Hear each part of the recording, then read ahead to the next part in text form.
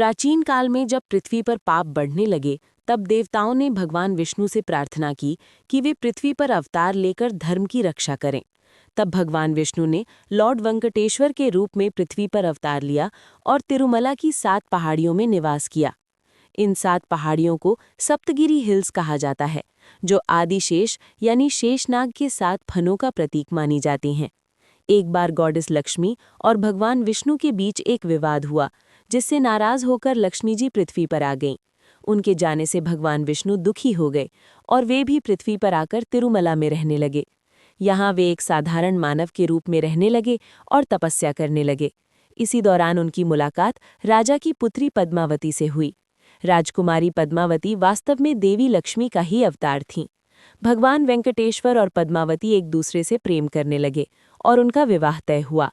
लेकिन विवाह के लिए बहुत धन की आवश्यकता थी। तब भगवान वेंकटेश्वर ने कुबेर से धन उधार लिया। कहा जाता है कि भगवान ने वचन दिया कि वे इस ऋण को कलयुग के अंत तक चुकाते रहेंगे।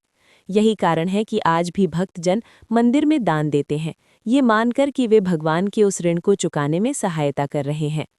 तिरुपति बालाजी मंदिर दुनिया के सबसे अमीर मंदिरों में से एक है। यहाँ हर दिन करोड़ों रुपए का दान आता है।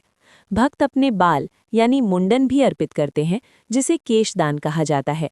ये समर्पण और अहंकार त्याग का प्रतीक माना जाता है। मंदिर में स्थापित भगवान वेंकटेश्वर की मूर्ति बहुत ही रहस्यमयी मानी जाती है। मूर्ति पर हमेशा पसीना आता रहता है, जिसे बार बार साफ किया जाता है। मूर्ति के बाल असली माने जाते हैं। मूर्ति के कान के पास से समुद्र की ध्वनि सुनाई देने की मान्यता है। इन चमत्कारों के कारण भक्तों की आस्था और भी गहरी हो जाती है। मंदिर में एक दीपक है जो सदियों से जल रहा है। कहा जाता है कि इसे कभी बुझाया नहीं गया। इसके अलावा मंदिर में चढ़ाया गया प्रसाद लड्डू बहुत प्रसिद्ध है, जिसे तिरुपति लड्डू कहा जाता है। ये प्रसाद विशेष विधि से बनाया जाता है और इसका स्वाद अद्वितीय होता है। बहुत से भक्त एलिपेरी फुटपाथ से पैदल यात्रा करके तिरुमला पहुंचते हैं। ये यात्रा लगभग 9 किलोमीटर की होती है और इसे करने से विशेष पुण्य मिलता है। मंदिर में प्रतिदिन कई प्रकार की पूजा और आरती होती है। यहाँ के नियम बहुत सख्त हैं। भक्तों को पारंपरिक वेशभूषा में आना होता है। मोबाइल और कैमरा अंदर ले जाना मना है। दर्शन के लिए लंबी कतारों में इंतजार करना पड़ता है। तिरुपति मंदिर का इतिहास हजारों वर्षों पुराना है।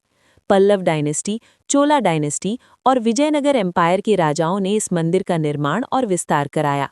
विशेष रूप से विजयनगर साम्राज्य के राजा कृष्णदेव राय ने इस मंदिर को भव्य रूप दिया।